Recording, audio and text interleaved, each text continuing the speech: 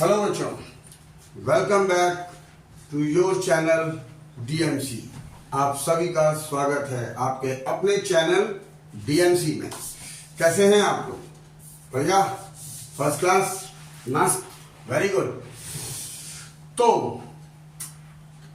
एक क्वेश्चन पूछते हैं आपसे कि जहां से भी आप लोग ये वीडियो देख रहे हैं, ये बताइए कि अगले 1 घंटे में क्या बारिश के होने की चांसेस क्या है? बारिश हो सकती है या नहीं हो सकती है? सभी लोग सोचेंगे।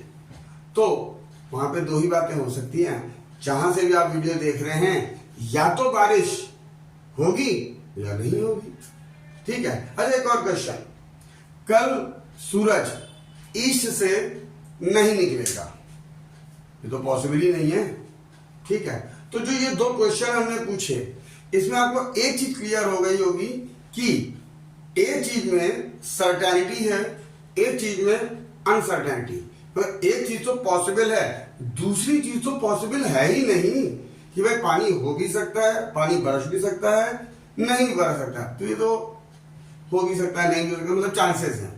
लेकिन सूरज वेस्ट से निकलेगा या ईस्ट से नहीं निकलेगा, तो ये तो पॉसिबल ही नहीं है। तो इसी चीजों को हम लोग जिस चैप्टर में कवर करने वाले हैं, उस चैप्टर का नाम है प्रोबेबिलिटी। ये हमारा आज का चैप्टर है, जिसके कॉन्सेप्ट को हम लोग सीखने वाले हैं। ठीक है। तो देखिए, यहां पर मैं आपसे 2 क्वेश्चन पूछे था।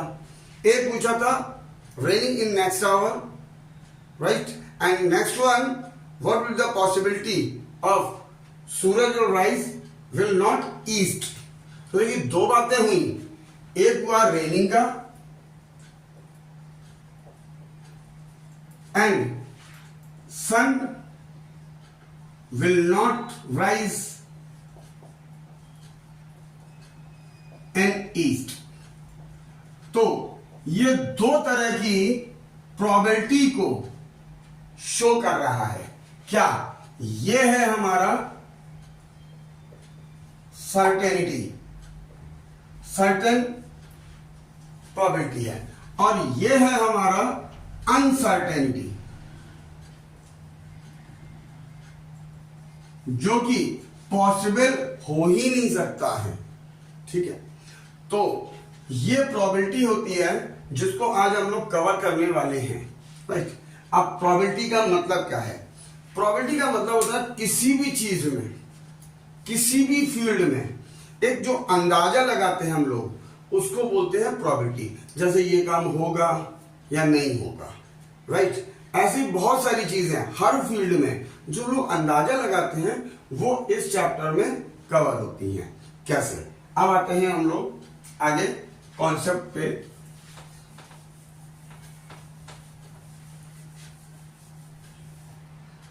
तो देखिए, हम लोग पढ़ रहे हैं प्रोबेबिलिटी। प्रोबेबिलिटी का जो साइन होता है वो हमेशा लिखा जाता है ऐसे, PE। यहां पर इस P को हम लोग प्रोबेबिलिटी बोलते हैं, और इस E को हम लोग बोलेंगे इवेंट, राइट। अब इसका एक छोटा सा फॉर्मूला होता है बहुत। क्या? सबसे पहले तो जितनी भी पॉसिबिलिटीज हैं, आप उनको सोच लीजिए। ठीक है। जैसे हमने बात की अभी रेनिंग की, तो उसमें टोटल पॉसिबिलिटीज क्या है? या तो पानी बरसेगा या पानी नहीं बरसेगा। 2 ही पॉसिबिलिटीज है, तीसरी नहीं है। कुछ लोग सोच सकते सर धीरे बरसेगा, बहुत तेज बरसेगा। नहीं, पानी तो बरस रहा है ना, और या तो नहीं बरसेगा। तो 2 ही पॉसिबिलिटीज हो गई। ये हो गई टोटल।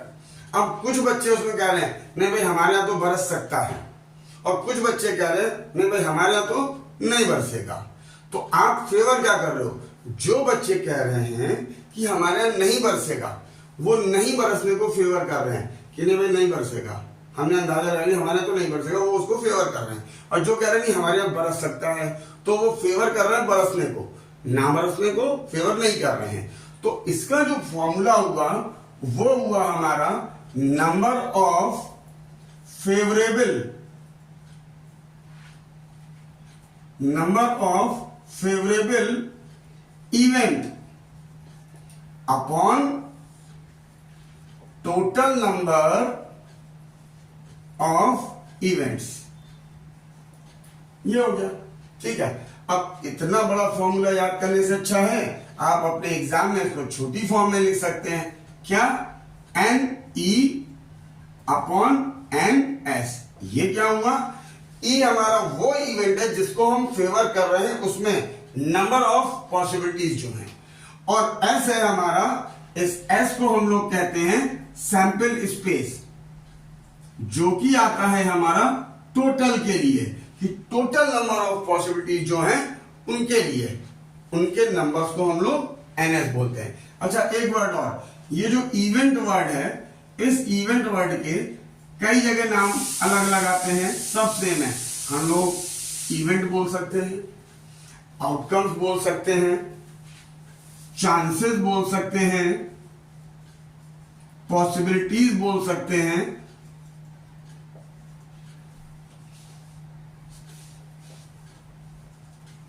इतने सारे नाम में से हम लोग कुछ भी यूज करेंगे, इवन हम भी यूज करेंगे। तो ये प्रोबेबिलिटी का एक छोटा सा फॉर्मूला हो गया, PE is equal to NE upon MS, जिसमें NE क्या है हमारा? नंबर ऑफ फेवरेबल इवेंट, यानी कि किसी भी केस में जिस चीज की बात हम कर रहे हैं, आप उसमें जिस चीज को फेवर कर रहे हो उसको बोलते हैं NE, और जिस पे आप फेवर कर रहे हो उसका टोटल क्या है, that is known as NS। Questions के जब इसके एप्लीकेशंस हम लोग समझेंगे तो और अच्छे से क्लियर होता चलेगा, ठीक है। ये हो गया आपका प्रोबेबिलिटी का एक छोटा सा फॉर्मूला। अब प्रोबेबिलिटी निकालने के लिए सबसे पहला एक रूल, जब तक आप प्रोबेबिलिटी पढ़ोगे लाइफ में, याद कर लीजिए हमेशा के लिए कि जो प्रोबेबिलिटी का आंसर होता है वो हमारा इसके बीच में ही लाई करेगा, ठीक है कि नहीं? यानी कि प्रोबेबिलिटी का आंसर कभी भी 1 से बड़ा नहीं होगा, कभी भी 0 से छोटा नहीं होगा। इट मीन प्रोबेबिलिटी का आंसर मिनिमम 0, मैक्सिमम 1 हो सकता है। ना ये इससे पीछे जाएगा, ना ये इसके आगे जाएगा, हमेशा इसके बीच में आंसर ही आएगा। ओके, और एक चीज अभी हमने बताया कि किसी भी काम का होना और उसी काम का ना होना, यानी कि आप जिसको फेवर कर रहे हो, राइट, तो जो बचा हुआ पोर्शन है वो क्या हुआ? आप उसको फेवर नहीं कर रहे हो, ठीक है ना। तो जिसको आप फेवर कर रहे हो और जिसको नहीं फेवर कर रहे हो, उन दोनों का सम हमेशा 1 होता है, यानी कि PE plus P' E is equal to always 1। कहीं कहीं पर ये इसको P ये भी लिख देते हैं, ऐसे भी लिखा जाता है, ये इसको हम ऐसे भी लिख सकते हैं, राइट। तो किसी भी चीज को जिसको आप फेवर कर रहे हो और उसी चीज को जो आप फेवर नहीं कर रहे हो, उन दोनों का सम हमेशा 1 होगा। ये अभी क्वेश्चंस में और अच्छे से क्लियर होता जाएगा। तो ये प्रोबेबिलिटी का बेसिक कॉन्सेप्ट है, इतना इसको आपको अच्छे से समझना है, ठीक है। अब आते हैं इसके और आगे के कॉन्सेप्ट है, इसको आप नोट कर सकते हो, राइट।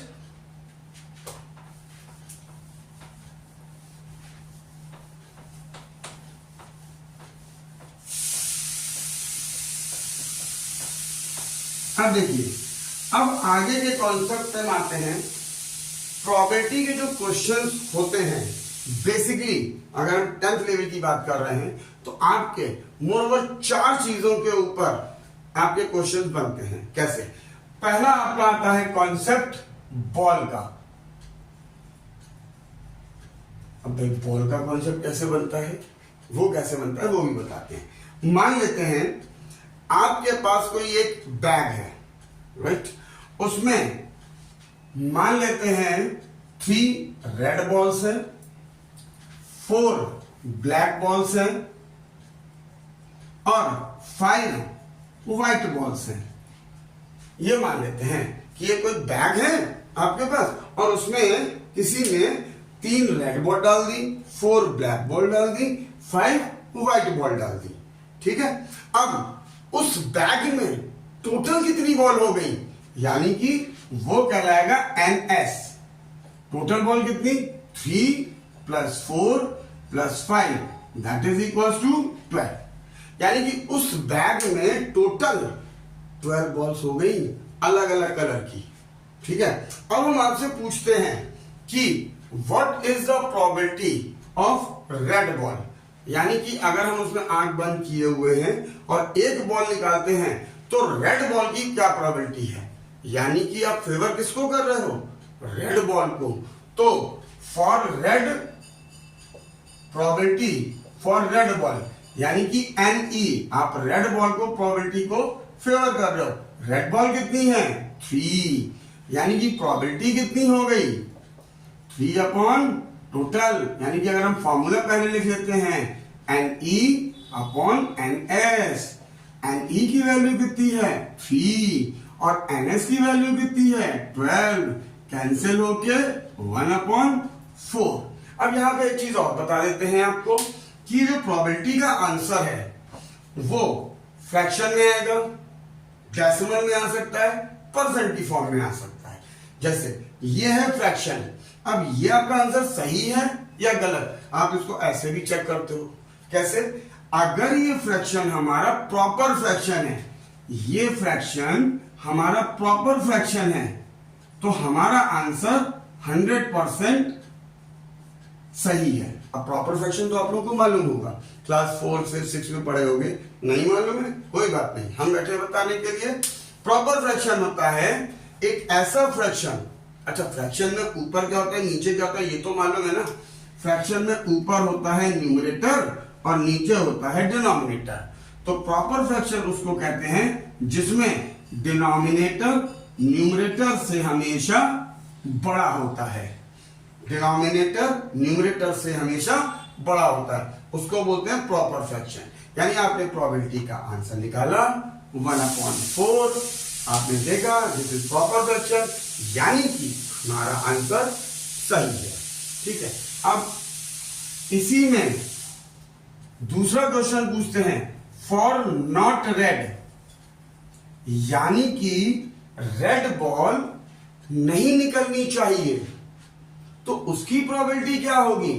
उसके लिए क्या करते हैं, अब देखिए रेड बॉल नहीं निकलनी चाहिए, यानी कि या तो ब्लैक निकले या व्हाइट निकले, तो मतलब 4 + 5 ये हो गया 9। यानी कि प्रोबेबिलिटी कितनी हो गई PE = NE upon NS, that is NE की वैल्यू 9 अपॉन NS की वैल्यू कितनी है 12। इसको सिंप्लीफाई कर लेंगे, ये हो गया 3/4। ये हमारा प्रॉपर फ्रैक्शन है, यानी कि हमारा आंसर सही है। ठीक है, अब इसी क्वेश्चन को अगर एग्जाम में पहले ये पूछा गया है ये पूछा गया है, तो एक मेथड तो ये है करने का,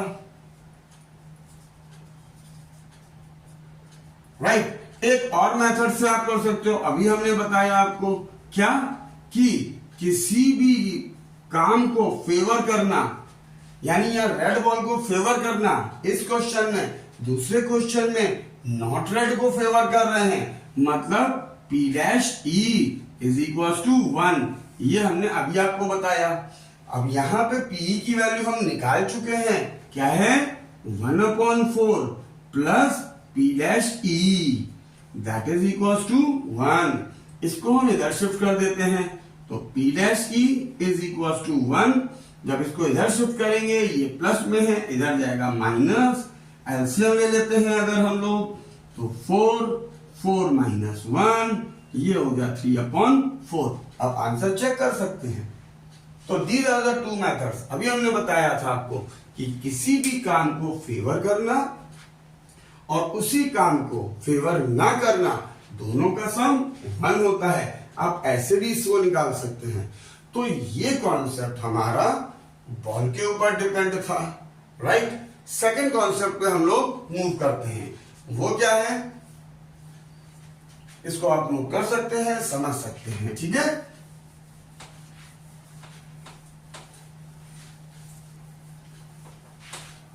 अब देखिए सेकंड कॉन्सेप्ट जो प्रोबेबिलिटी में हमारा आता है वो डिपेंड करता है हमारा कॉइन के ऊपर। ठीक है, कॉइन को सभी ने देखा होगा, सबके पास होते हैं, सबने देखा होगा।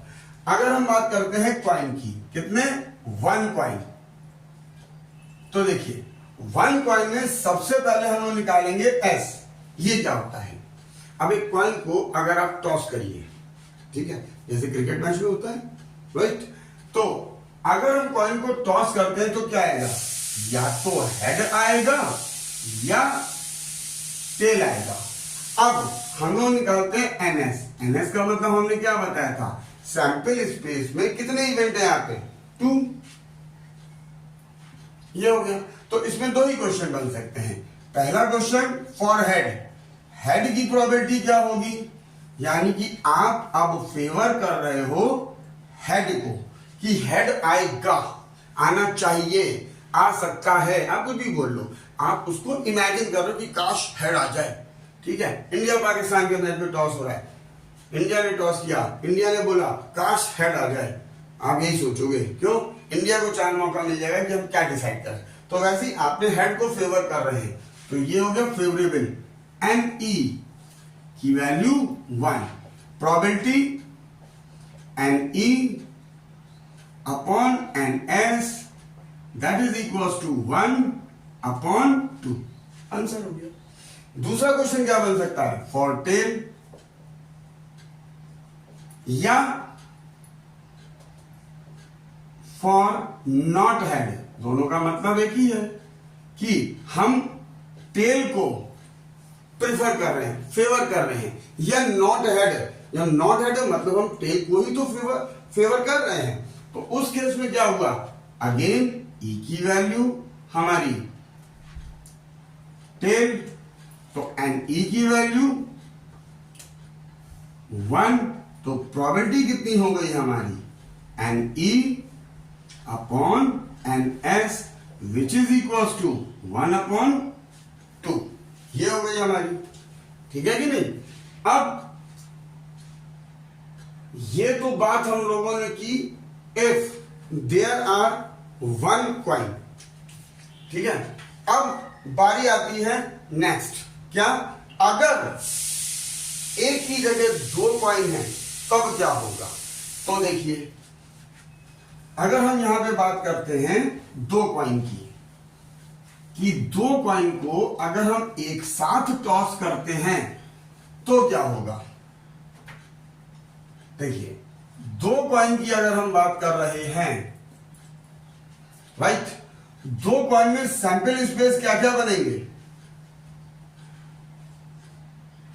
एक बनेगा हमारा पहला हेड हेड, दूसरा क्या बनेगा, head tail, then tail head, then tail tail, right. अब कुछ बच्चे सोचेंगे सर ये तो सेम है, आपने लिखा उल्टा है। नहीं सेम है बेटा, ये दोनों सेम नहीं है। कैसे, मान लेते हैं आपके पास एक 2 रुपीज कॉइन है, एक 5 रुपीज कॉइन है, आपने दोनों को एक साथ टॉस किया, तो पहली बार हो सकता है ये 2 रुपीज के कॉइन में हेड आए और 5 रुपीज के कॉइन में टेल आए, राइट।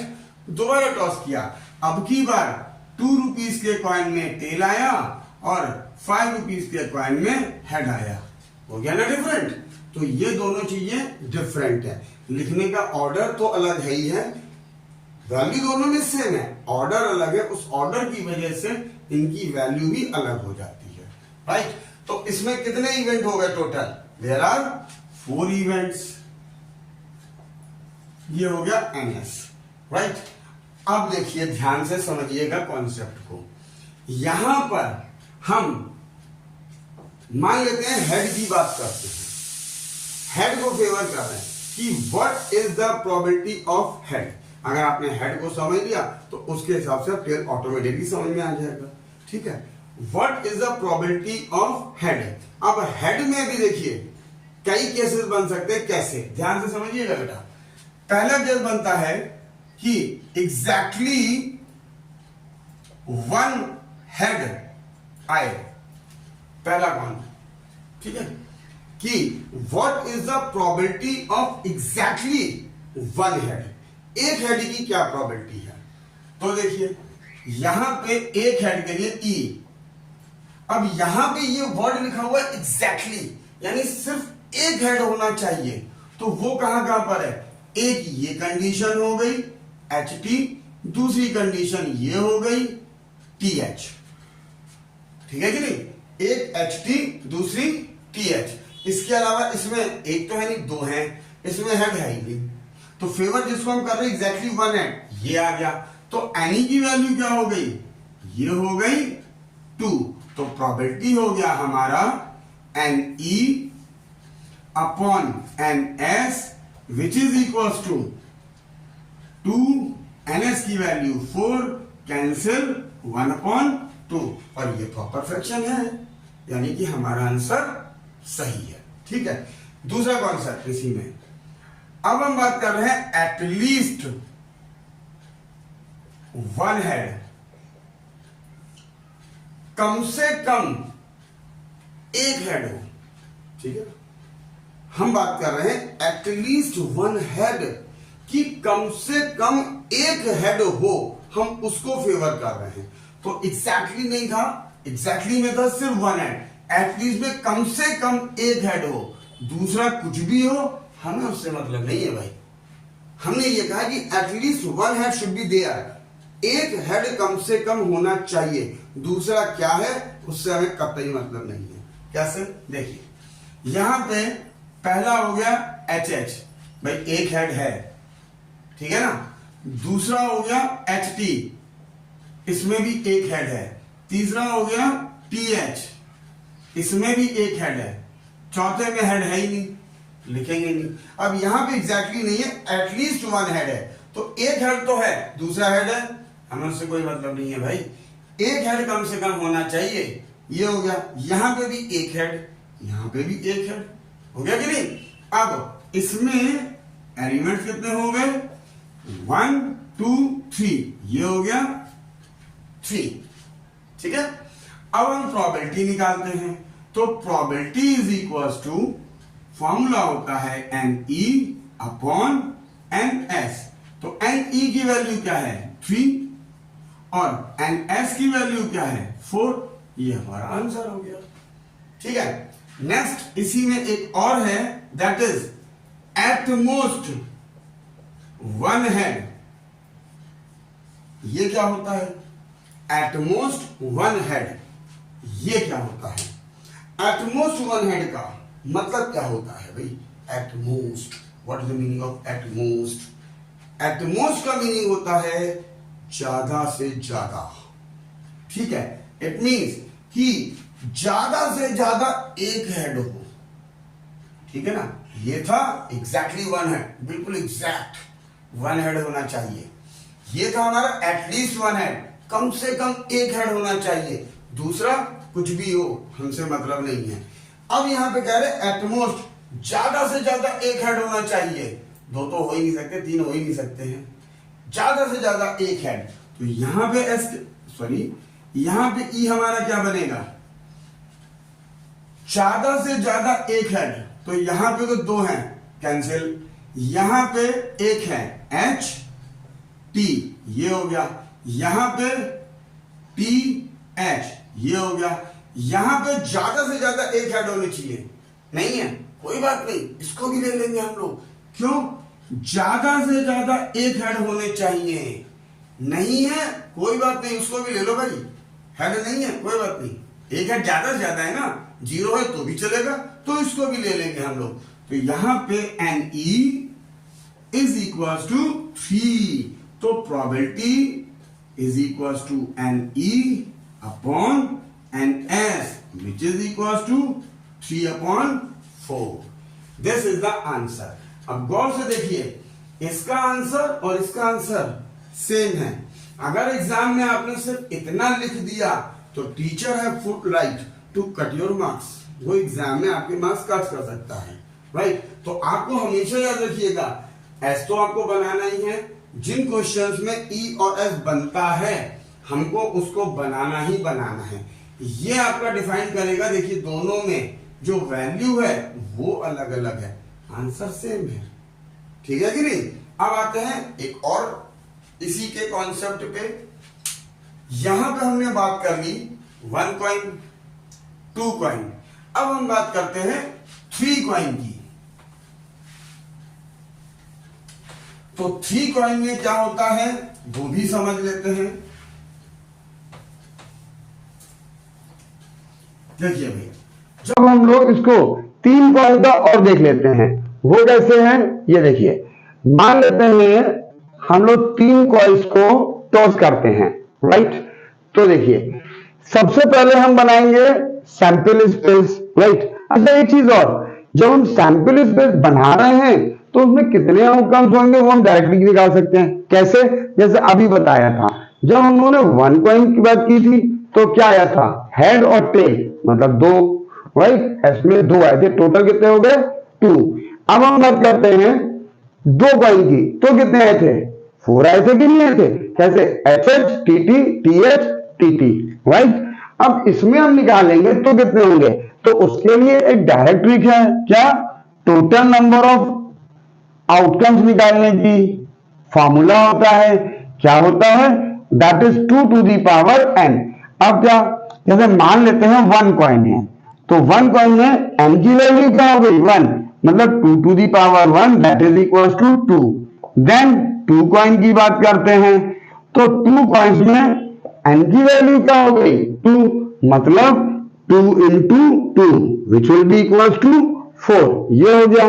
नाउ 3 कॉइन्स की बात करते हैं, तो 2 to the power n कितने हैं 3, क्यों, देयर आर 3 कॉइन्स, मतलब 8, क्यों, 2 into 2 into 2 3 बार विच इज इक्वल टू 8। तो हमें ये पता चल गया कि अगर हम 3 कॉइन को टॉस कर रहे हैं तो हमारा जो नंबर ऑफ आउटकम्स होंगे वो 8 होंगे। क्लियर? तो अब हम बनाते हैं इसका सैंपल स्पेस। वो कैसे बनता है, देखिए सबसे पहले हम लोग h को पकड़ लेते हैं, तो तीनों कॉइन में h h h ये आएगा, right. Then h h t ये हो गया, after then h t t ये हो गया, देन h t h ये हो गया। अब हम tt को पकड़ लेते हैं, तीनों कॉइन में triple t, right. Then t t h ये हो गया, उसके बाद t h h ये हो गया, देन t h t ये हो गया हमारा। यानी इतने हमारे पॉसिबल आउटकम्स होंगे। तो ns की वैल्यू कितनी हो गई, ns इज इक्वल टू, आप इसको काउंट कर सकते हैं 1 2 3 4 5 6 7 8, ये हो गया 8, हम लोग को पहले ही पता चल गया था, राइट। अब हम इसमें बात करते हैं पहला एग्जैक्टली 1 हेड, जैसे हम लोगों ने 2 में सीखा था। अब देखिए एग्जैक्टली 1 हेड का मतलब क्या था कि उसमें सिर्फ और सिर्फ एक हेड पॉसिबल है, बाकी दोनों हेड नहीं हो सकते हैं। तो यहां पे ई हमारा बन गया पहला, यहां पे 3 हेड है, पॉसिबल नहीं है। यहां 2 हेड है, ये भी पॉसिबल नहीं। इस वाले केस में सिर्फ एक हेड है, पहली पॉसिबिलिटी, राइट। इस वाले केस में 2 हेड है, नॉट पॉसिबल, इसमें हेड है ही नहीं। इसमें सिंगल हेड, ये हो गया। देन इसमें भी पॉसिबल नहीं, इसमें पॉसिबल टी एच टी, ये हो गया। तो कितने हो गए 1 2 3, यानी एन ई की वैल्यू हो गई हमारी 3। तो प्रोबेबिलिटी का फॉर्मूला हम लोगों को मालूम है, N E upon N S which is equal to 3 upon 8, N E की वैल्यू 3, एन एस की वैल्यू 8, ये आ गया। Now second case, at least 1 head, जैसे पीछे हम लोगों ने पढ़ा था क्या, कि कम से कम एक हेड हो, दूसरा कुछ भी हो, हमें कोई मतलब नहीं है आपकी बात, ठीक है, कम से कम एक हेड होना चाहिए। तो देखिए इसमें क्या बनेगा, यहां पे हेड है, ठीक है भाई, ये हो गया पहला केस। यहां पे भी हेड है, ये हो गया। दूसरा हेड है टेल है, उससे में कोई मतलब नहीं। ये कहा गया कि कम से कम एक हेड होना चाहिए, तो एक हेड तो है। यहां पे भी देखिए एक हेड है, ये हो गया। यहां पे भी हेड है, ये भी हो गया। यहां पे हेड है ही नहीं तो ये तो होगा ही नहीं। यहां पे हेड है तो ये भी हो गया। यहां पर भी हेड है तो ये भी हो गया। और यहां पर भी हेड है तो ये भी हो गया। तो ये वो सारे केसेस हैं जिसमें कम से कम एक हेड है। ठीक है, तो NE की वैल्यू कितनी हो गई? अगर हम काउंट करते हैं 1 2 3 4 5 6 7, ये हो गई 7, यानी कि प्रोबेबिलिटी हो गया हमारा NE upon NS which is equals to 7/8, right? And the last one, that is at most one head. Already हम आपको at most का मीनिंग एक्सप्लेन कर चुके हैं। क्या? ज्यादा से ज्यादा एक हेड पॉसिबल है। ठीक है ना? तो देखिए, ज्यादा से ज्यादा एक हेड होना चाहिए। तो इस केस में ई हमारा क्या बनेगा? यहां पर कितने हेड हैं? 3, तो ये तो पॉसिबल है नहीं। यहां पे 2, ये भी पॉसिबल नहीं। यहां पे ये आएगा। ज्यादा से ज्यादा एक हेड है, इसमें there are 2 heads, not possible. यहां पे ये भी आएगा। ज्यादा से ज्यादा एक हेड, यानी कि हेड नहीं है तो भी चलेगा, लेकिन अगर है तो ज्यादा से ज्यादा एक हो सकता है, 2 या 3 तो ले ही नहीं सकते हैं। यहां पे भी देयर आर 1 हेड, तो ये भी पॉसिबल है। ये नॉट पॉसिबल, ये पॉसिबल। क्यों? अब देखिए, जितने भी केस हैं ज्यादा से ज्यादा एक हेड है, यहां पर नहीं है, ले लेंगे भाई। क्यों? अधिक से अधिक एक होना चाहिए। 0 है, नहीं है, ठीक है, ले लो, राइट? तो NE की वैल्यू कितनी हो गई? देखते हैं, 1 2 3 4, ये आ गया। देन प्रोबेबिलिटी का formula NE upon NS which is equals to 4/8, answer 1/2। अब आप चेक कर सकते हैं कि ये भी हमारा प्रॉपर फ्रैक्शन है, तो हमारा आंसर सही है। इतना क्लियर? तो ये आपके बेसिक कॉन्सेप्ट था बॉल के और कॉइन के ऊपर। अभी इसमें 2 और इंपॉर्टेंट कॉन्सेप्ट बचते हैं, वो है हमारे किसके ऊपर? डाइस के ऊपर और कार्ड्स के ऊपर। ठीक है, वो हम लोग नेक्स्ट वीडियो में कवर करेंगे, राइट? तो इस वीडियो में आपको इतना पढ़ना है, इतना समझना है और रिवाइज करना है। तो हम लोग नेक्स्ट वीडियो में मिलते हैं, इसको कार्ड्स के और कॉइन डाइस के कॉन्सेप्ट को कवर करने के लिए। मिलते हैं बहुत जल्दी। Till then take care, bye bye to all of you.